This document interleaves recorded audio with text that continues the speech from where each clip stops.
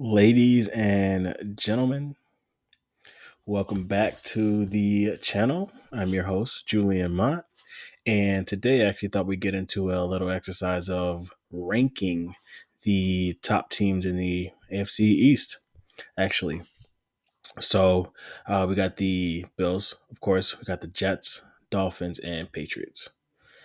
I am pretty excited to get into it today. I don't know how long this video is going to be. Probably not that long because I don't know that much about the other teams.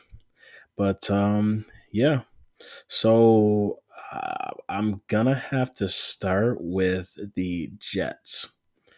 They are the team that I think is going to be fourth best in the AFC East this year, and I actually think it's going to be a lot closer than it has been in past years.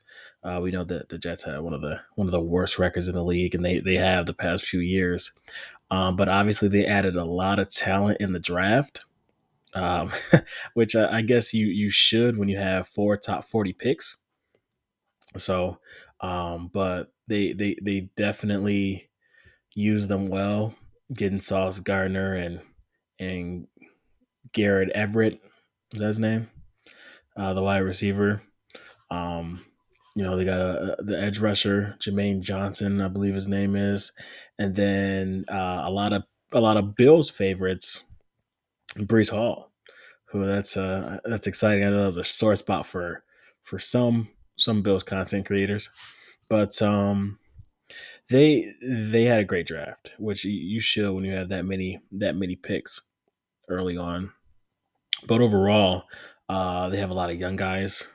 Most of their guys are young. A lot of their guys have been drafted in the last couple years that are going to be playing meaningful roles for this team. So I'm not expecting a whole lot right off the bat, but I mean, who knows? They did draft some guys in positions where you can have an impact early on. We've seen wide receivers have an impact year one. Justin Jefferson is the most recent example. Obviously, we've seen multiple running backs have a big impact year one, so that could be the case for Brees Hall. We've seen multiple cornerbacks have a big impact year one. Obviously, we're expecting a cornerback here to have a big impact year one, so it's definitely feasible that they could end up surpassing, um, one of these next couple teams that I'm about to talk about, one of these next one teams that I'm about to talk about. It's feasible that they could pass them, but ultimately, I think their youth is going to get in the way a bit. Um, I mean, that's their youth on the field and in coaching. This is going to be the second year for their head coach and the second year for their offensive coordinator, I believe. Is that right? Is this his second year being an offensive coordinator? But yeah, I'm gonna stop myself before I start saying a whole lot of stuff that's wrong. Jets number four, number three, number three.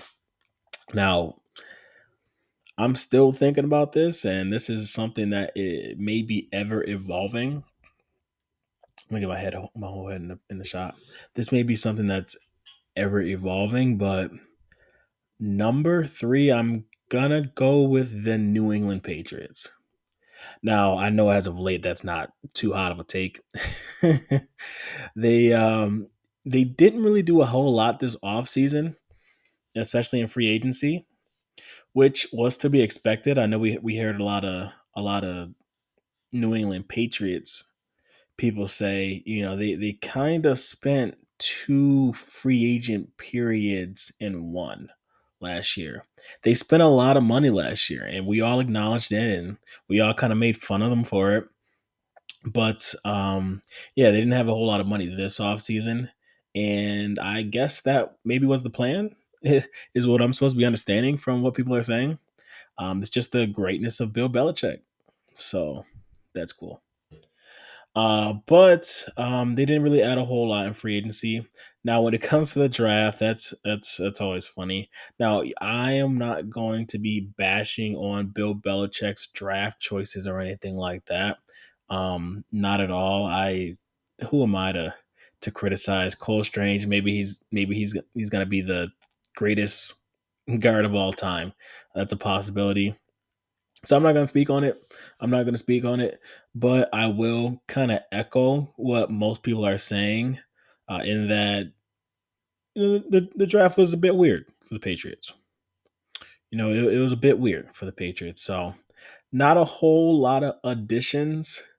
Um, they did lose J.C. Jackson, which is a huge loss.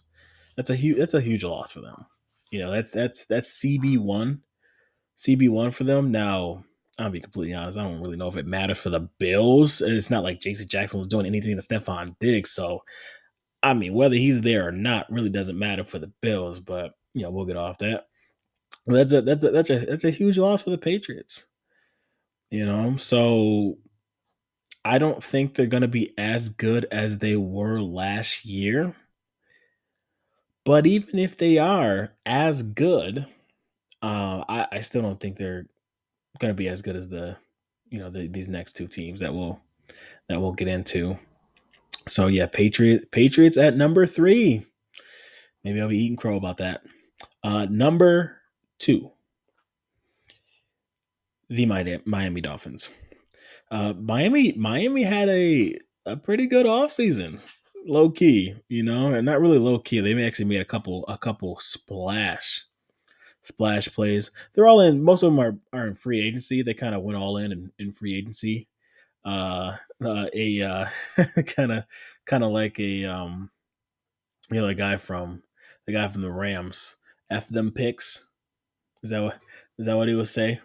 The guy from the Rams, but yeah, obviously the marquee addition is going to be Tyreek Hill.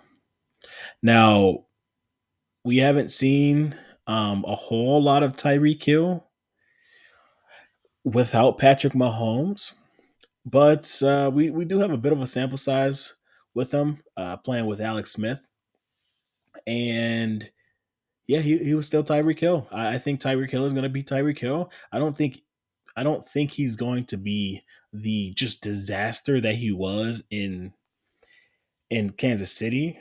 I think the quarterback play is going to limit him a little bit, but ultimately, he's a top 5 receiver in the league. That's a huge get. That's a guy that the Bills have really had an issue with in the past. It's a guy that I'm not gonna say he single handedly beat us, but I mean, man, where would the Chiefs be the last couple years if they didn't have Tyreek Hill against the Bills? I'm just gonna say that. But yeah, that's a big addition. Second year for Jalen Waddle, who was already a pretty productive receiver in this league in his first year. They bolstered they bolstered their offensive line a bit. you know. So I don't really know a whole lot about their offseason additions, but I do have them at number 2 because they did add more weapons. Cedric Wilson is another guy. I'm kind of just talking off the cuff. So Cedric Wilson is another guy I'm thinking of now that was probably pretty underrated. Um, which is going to happen in Dallas. When the most popular person associated with the team is the owner.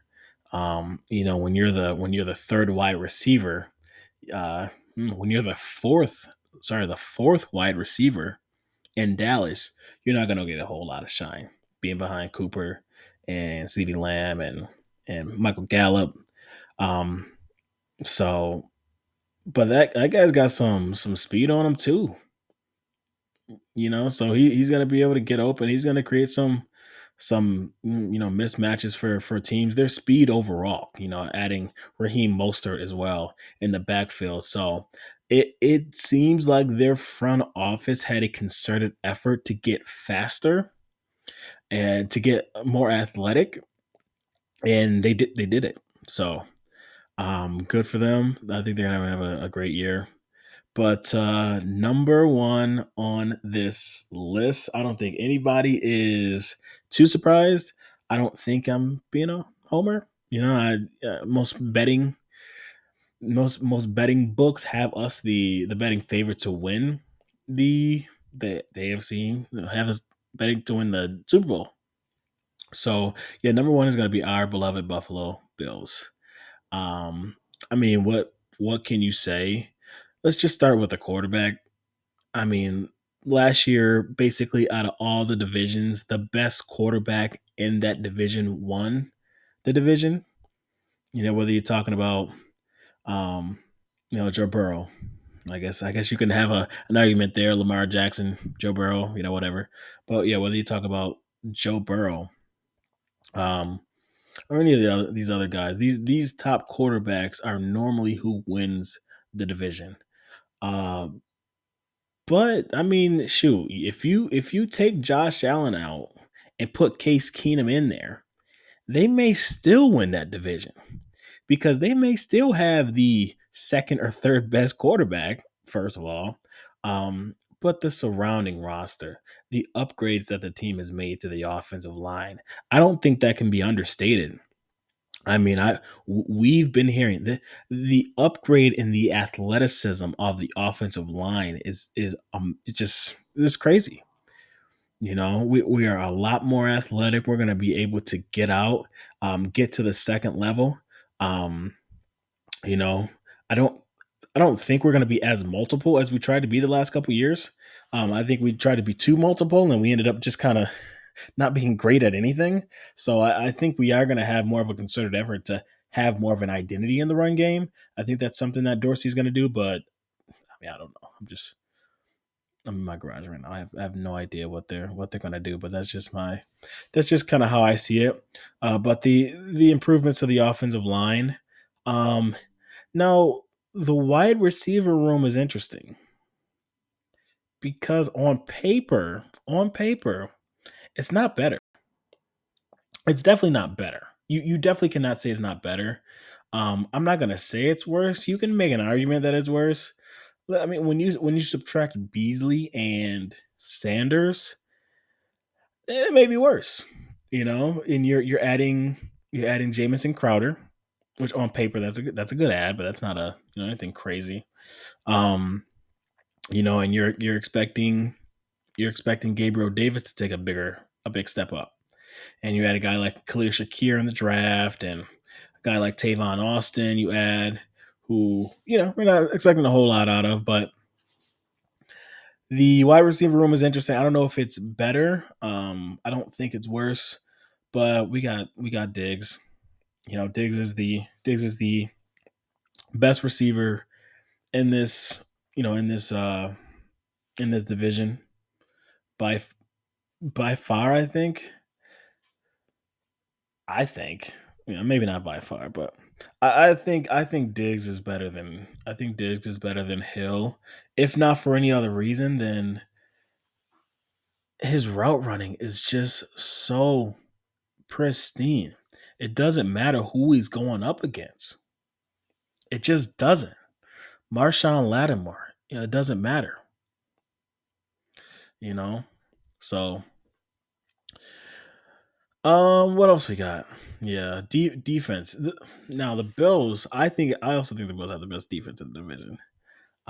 It's just so funny. I think the Bills have the best everything in the division, but I think the Bills have the best defense in the division. We've seen the improvements they made on the defensive line. I mean, they went out and got a top five defensive end in the league, in the whole league, a first ballot Hall of Famer in Von Miller. They went out and got that guy.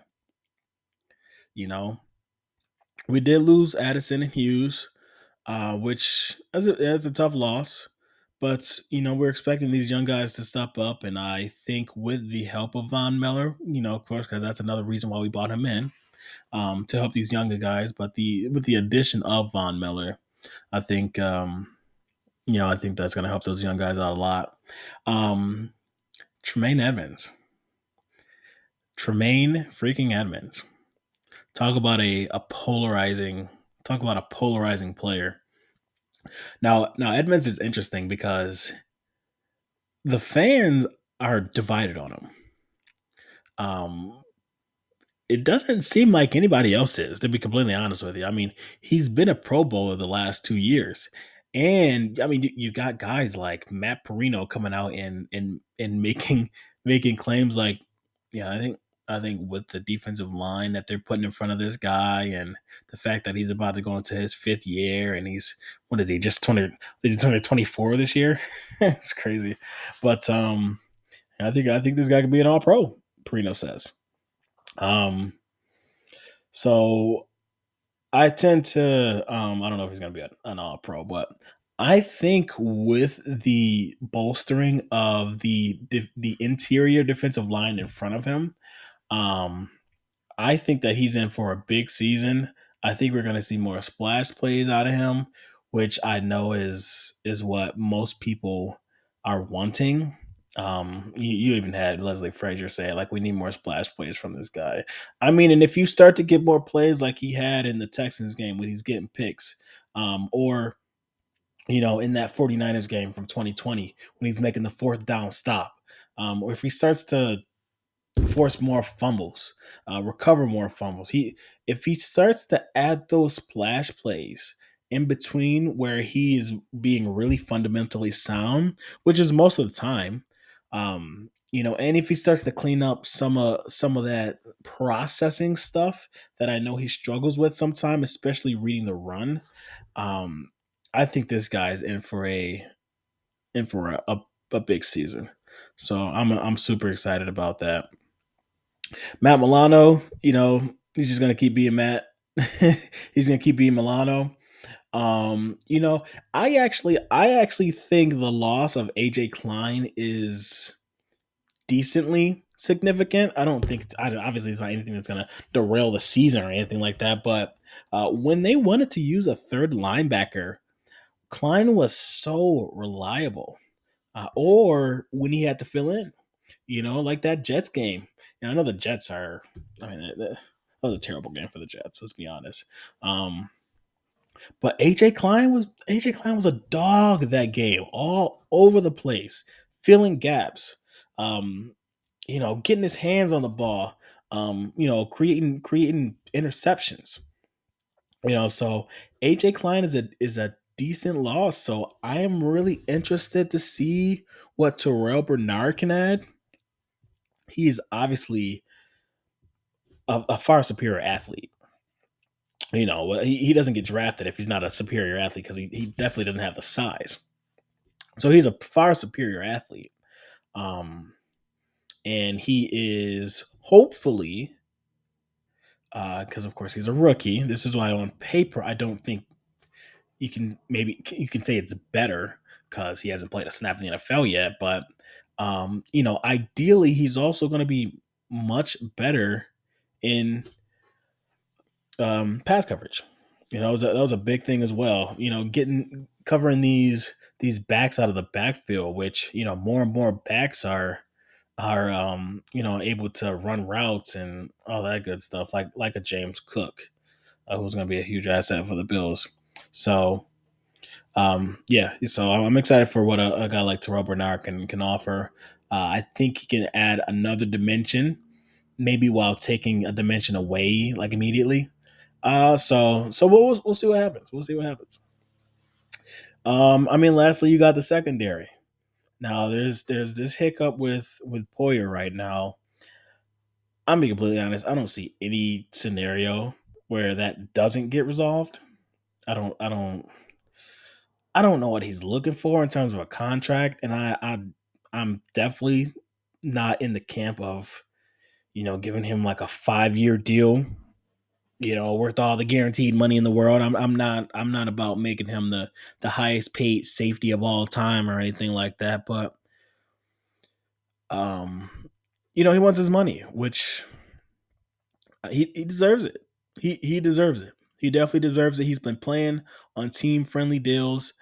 He's in the middle of the pack when it comes to his peers, and where he's paid, and he's an All Pro, first team All Pro.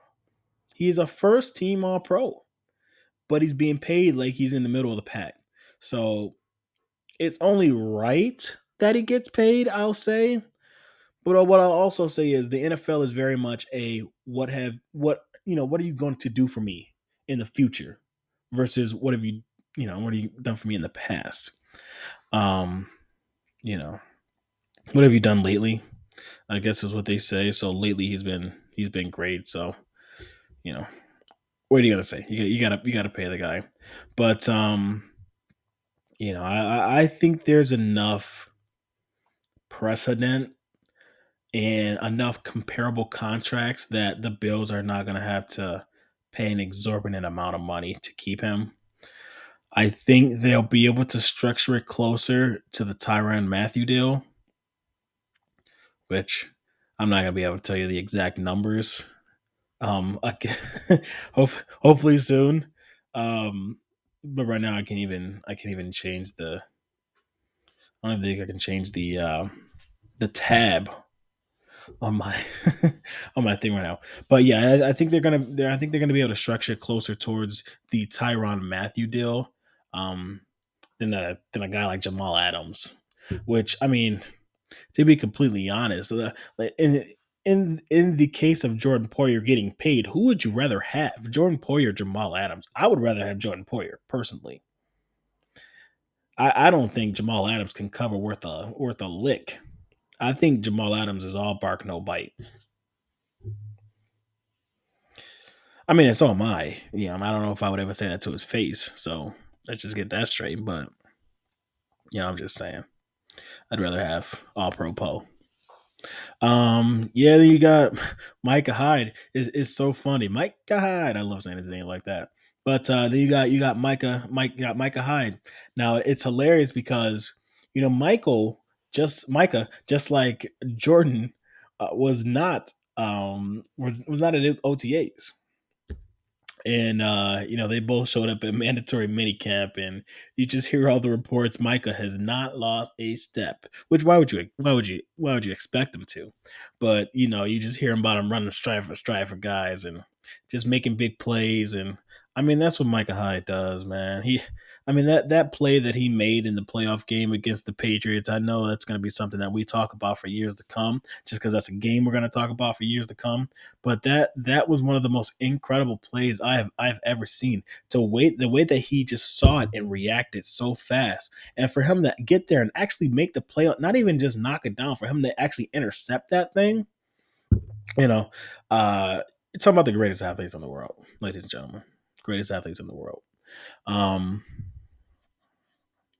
yeah. So now, of course, the biggest question marks is going to be at cornerback.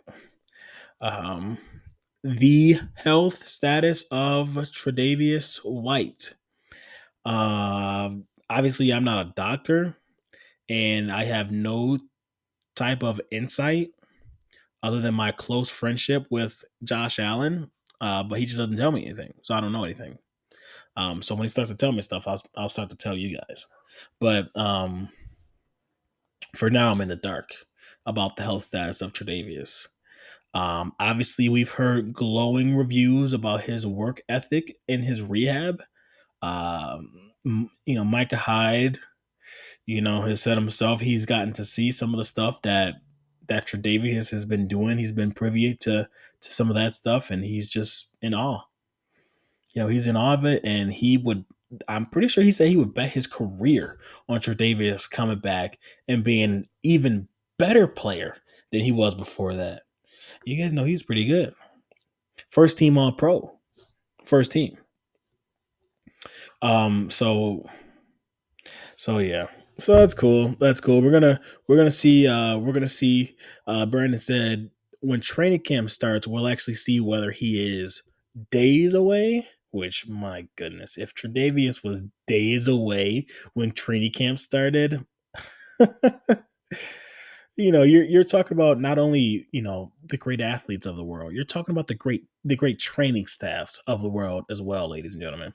But when we get to training camp, we'll see whether he is days away or weeks away, which again, like, it's still impressive. you know he didn't say whether he was weeks away or months away. Like, he could have said months. Like, training camp starts in July. Training camp starts July 24th. They'll know around that time whether he's days away or mere weeks. Now, I mean, I guess when you say weeks, that could mean 18 to 24 weeks. That's not normally how they say it. Weeks is normally like 6 to 8. Maybe they'll say 8 to 12. So